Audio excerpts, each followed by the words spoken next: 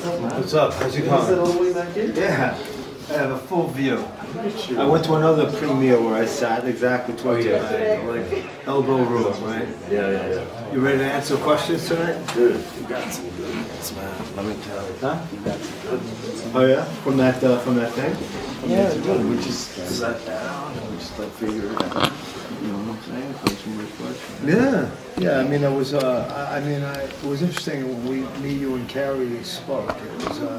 There's a lot of conversation a lot of themes that people can discuss about this movie, you know, and because having like you're sort of telling the story in the middle of a relationship, right? It's people can speculate about not just the future beyond the ending, but everything that leads up to that moment, right? And so I think that's a very good thing for this film, right?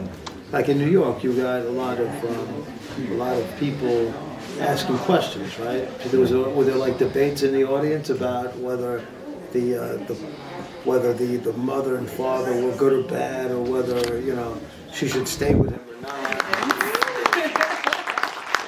Who here is either married or in a relationship? If you could raise your hand. Yeah. Not at all, but you were. You've been there. I'm with Jason on this one. Oh my God. How about our cast? Relationships, marriages? Happily unmarried. Oh my goodness. Okay. There's always that daddy's little girl type thing. So now I have my character has the veneer of like the old school cynic, right? Who still loves his daughter, right? And he wants, again, to play his fair share role of being protective. But one of the ways of being protective is being cynical about everybody, right? Skeptical and cynical about everybody. Like, there's nobody that's good enough for my daughter. As a mom, first and foremost, my initial thoughts in reading through the whole script were how much I want to protect Christine, how much I want to protect Jennifer. And that's my initial reaction, I think, as a mom in general, to protect. But what's so wonderful about Christine is the character has so much more to offer, not only the comic component, comedic components that you mentioned, Right. The dynamic with her husband, and there was just little nuances too that were so great with Christine. I mean, it was a supporting role, so I didn't have lines throughout the entire film, but what was in for Christine, I felt like, much like you, the words matter, and I felt like everything that was brought to me for Christine mattered, and she had such wonderful moments. The question then becomes whether, and this is true, and this is kind of a universal question, whether then parents can become so self-absorbed about that, right? That they don't know what kind of effect they're having on the kids. It's so funny, you know. Generational patterns are such a real thing. It wasn't something, it's something I get more aware of every day.